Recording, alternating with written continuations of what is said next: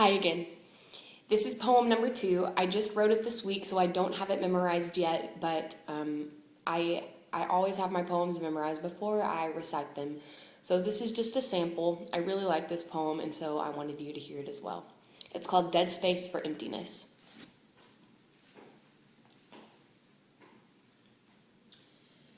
Everyone usually manages to schedule a little dead space into the day, time to ponder, to play, to sway with the gentleness of a little break from the pace of just getting everything done from the beating drum of life's demands. Dead space to remember that you've been shoved to the margins of your own life. We're addicted to creating strife, to finding ways to live life rife with regret, anger, a life bereft of truth. We'd rather walk around sarcastic, aloof, because at least then we don't have to be genuine. Until we're so numb that we don't know how to wake up again tomorrow morning. We get up, put on our shiny facade, shut out the world to the beat of Satan's applause, create your own truth. Congratulations. You are playing God.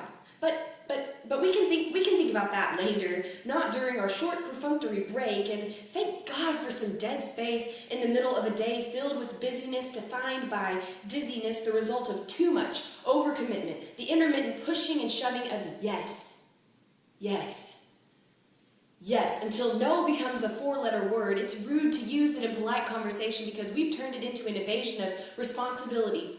It's the incorrect sum of the equation that goes unrealistic expectations plus inherent fear of rejection.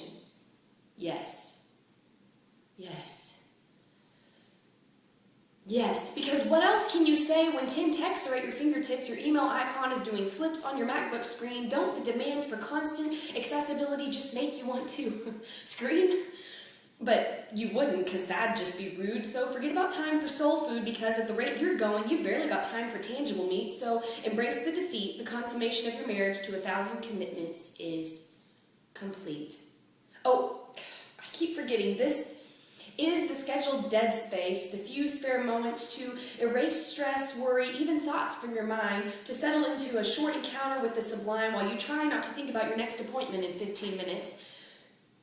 Dead space for rest, dead space for deep, cleansing breaths, dead space to check your pulse, dead space to expect hope and joy, dead space that's bereft of those things, dead space that's defined by emptiness, dead space whose silence bears down upon your mind, oppressing you with its lonely whine, with no pretense for kindness, reminding you that you are empty. It's like a faucet's incessant drip, like an eternal road trip, like a fly that repeatedly gives you the slip. It's the reverberating click of empty seconds clinging to your being. You sit in your dead space, ears ringing with nothing. Because we spend so much time making sure everything looks good, feels right, we're slowly curling up and dying inside. But if everything appears pristine, then everything must be fine. But sometimes emptiness is invisible. And sometimes it's indivisible from money, cars, ubiquitous scars, clothes, your favorite TV shows, sex, unsigned checks, iPads, iPhones, hidden affairs, nothing to wear, alone and scared. Parents never cared. Parents cared too much. Addicted to porn, lost and forlorn. Wish you were never born. We're empty. We're numb.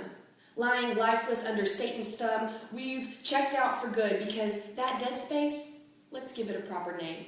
Freedom from living life like we're walking around in a coma. But no one really wants to be free from the fullness of stacking our schedules with pain and lies. No one wants to give up the bitterness and strife, because what would we cling to then? Nothing. And who needs dead space to honor numbness?